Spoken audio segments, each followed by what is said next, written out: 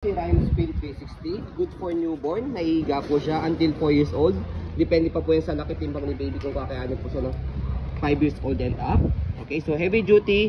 So kaya po siya tinawag na 360 spin kasi nai-spin po yan. Later on papakita po namin sa inyo. Okay, so meron po siya kasamang rain cover. Yan, adjustable po itong handle po niya. Yan. And then 4 weights po siya. Okay, so malaki rin po yung basket po niya sa ilalim. Okay, so pwede siyang newborn style, pwede rin naka-toddler seat po siya. Okay, so already washed and then ready to use na po siya. So ito po yung details po niya one by one. So ito po yung rain cover natin. So yan. Okay na okay yung color niya, wala po siyang faded, walang discoloration. Hindi po siya naninilaw. So kapag inopen dito sa dalawang side, yan. Di-zipper po siya. Ayan, okay. Ganyan po siya kapag nakapang toddler. Okay. So, tanggalin lang po muna natin itong rain cover niya. So, gagamitin lang naman po ito in case sa winter or dahil sa ibang bansa nga po, di ba may winter season. So, yan. Sa Korea kasi yan eh. Korean brand kasi po siya. Ayan, kaya meron silang ganyang rain cover. Okay, dito sa atin sa Pilipinas siguro kung pwede kayo pumunta sa Baguio pag malamig or Tagaytay. Ayan. Mahamog, pwede po siya. So, unahin muna natin sa newborn. Yan. Sa newborn, yan. Okay. So, naka-bassinet style po siya, pang newborn. Okay. So, canopy. Ayan. Extension canopy, pwede nyo po ipasok sa loob po ito. Ayan. So, na-extend pa po ito. Meron siyang zipper dito sa may side. Ayan. Ito, side. And then, pag open po ninyo yan, yan. Net po. Net siya. Yan. Kumbaga, air-through po siya. Yan. Pwede nyo siyang buksan. Yan. Para malamig kay baby. Okay? So, next is yung kanyang pad. Hindi nyo na kailangan ng extra cushion pad kasi meron na siya. Ayan. Baliktaran din. Yan. Baliktaran po yan. Okay? So, yan. Tapos tatanggalin na pag. Okay? So, 5 harness. Sit na si baby. Wala po yung putol. Press nyo lang po yung gitna. Ayan. Dito sa kabila. Okay. So, okay na okay din po itong front handle niya. Press nyo po ito. Itong button dito pagka ilalagay nyo si baby. Ayan. Pwede isa. Ayan. Tanggalin nyo. Pwede rin dalawa. Okay. Yung details niya sa loob. Ayan. Meron lang siya ditong parang nagunting. Okay. Pero not big deal. Kasi nandito naman siya sa loob. Hindi siya dito sa labas. Okay. So, next. Ayan. Pag toddler na, tanggalin mo. Pag toddler na po ito, yan, tatanggalin nyo na po ito para dito na po siya. Okay? So, maluwag na po siyang makakaupo. Okay? So, next po natin, yan, sa body frame po muna bago natin i-toddler seat. Ayan yung body frame po niya. So, to be honest sa amin pong maselang seller din po, pwede rin po sa mga masiselang buyer po ito. Ayan. So as you can see, okay na okay yung gulong niya, malapad, malinis. So yan, naka one way po siya. Yan, angat nyo lang po ito, parehas. Kung gusto nyo pong swivel, para easy to maneuver. Kaya ang purpose po niya pag naka one way po is, pag-i-heli si baby. Ayan, okay. Next is, gulong sa likod. Ayan, as you can see, malaki siya, big wheels. Yan, hindi siya nabubutas. Okay, so, stopper, naka green, naka go. Naka color red, naka stop. Okay. So, basket, ayan. Okay din yung basket niya, malaki siya. So, sa likod, ina-adjust po ito. Atake nyo lang po ito pagka ita-toddler seat. Ayan. Pag nakaupo. Toddler seat means pagka nakaupo na siya. Atake po muna yan. And then, dito sa taas, press nyo po yan. Tapos, angat. Ayan. Okay. Pero, dito sa likod, meron pa siya sa harapan. Ayan, sa harapan. Ayan. Isushoot nyo pa dyan dito sa lakpayan. Kasi, siya yung mag-uupo sa kanya. Saka, meron pa dito sa harapan. Yan.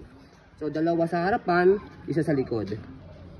Okay? Ang i-adjust po ninyo. Para nakaupo siya na maayos dito. So, yung gulong niya sa likod, ito yung kabilang side. And muna yung body frame sa left side. Okay na okay. Yan. Gulong. So, ito po yung lock po niya mamaya pagka pinold po siya. Ayan. So, ganyan po siya kapag naka-toddler seat. Ayan. Okay? So tatanggalin nyo na lang po ito pagka medyo malaki na si baby para pag nakaupo siya dito, yan, malapad siya. Saka nakalubog siya. Okay? Ito kasi medyo nakaano pa siya rito. Nakababa pa. Kasi pang newborn po itong part. Ayan. 360. So kapag ito 360 po natin, iikot natin. Yan. So, hindi na siya tinatanggal dito. Okay? Kasi pag binaliktad yung ganyan, hindi siya pwede. Kaya siya, ang purpose na is 360 para pagka ni-reverse nyo po siya, ganito po. So, ganito muna kapag adjust yung handle. Press nyo po dito, may button dito left and right. Yan. Okay? Yung handle po dito is leather. Yan, ang ganda ng handle niya. Wala issue. So, kapag iti-360 nyo po ito, ayan. So, squeeze nyo to. Squeeze. Yan. After nyo squeeze tong handle dito, igitla nyo siya. Maglalak yan. And then, saka nyo siya iikot. After nyo dyan, masenter nyo yan. Nagitna na, squeeze nyo ulit, tapos baba nyo. Yan. Pag baba nyo, bitawan nyo lang po ito, in-squeeze nyo. Yan. Automatic maglalak na siya. So, ganyan po siya kapag naka-toddler seat. Kapag naka-newborn seat po siya, again, dito sa likod, press, tapos tanggal lang po yung mga lock dito sa ilalim. Dalawa sa harapan, isa sa likod. Ayan. Saka nyo ilapat. Pag newborn si baby. Ayan. So, ganyan po siya kapag naka-newborn, na-reversible po. Okay? So, kapag naman po, ayan. So, bagay na bagay po ito sa mga matangkad din ng mga parents para at least hindi na sila nakayuko kapag nagtutulak. Pero okay lang din naman sa mga spoiled parents kasi na-adjust naman yung ano niya, handle po niya. Okay, so ayan. Hold natin para makita po ninyo na wala siyang issue. And then, ready to use. So, napakaganda po nito. Ayan. Top brand po itong Ryan sa Korea. Okay, so kapag pinold po siya, kaya siya natatanggal kasi tatanggalin niyo siya pagka ipo. And then, meron ditong procedure, 1, 2, 3. Yan. Slide nyo to. Slide. Tapos angat. Angat to. Tapos saka nyo siya iangat. Okay. Ito, syempre i-squeeze nyo to. Pababa. Yan. And then, automatic maglalak yan dito sa gilid. Kanina yung tinuro ko. Okay? So after nyan, eto, ipapatong nyo na lang to.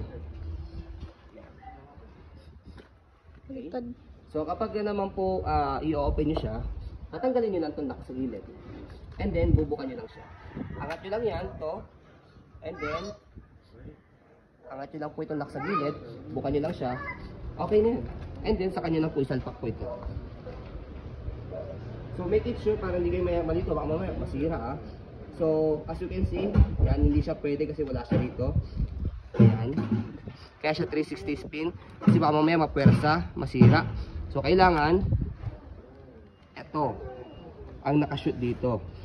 Ayan. Okay, doon sa kabila. Ayan, okay. So, make it sure na ito po Ayan hindi yung kabila Okay. So, naka-reverse siya. Para kung gusto nyo pong harap po doon, forward facing, i-spin nyo po yung handle niya. Okay? So, ayun po. As you can see, very details po kami mag-video. Kasi ang siya policy po namin, no refund, no exchange. What you see is what you get. So, yun po. Maraming salamat. Have a nice day and God bless po.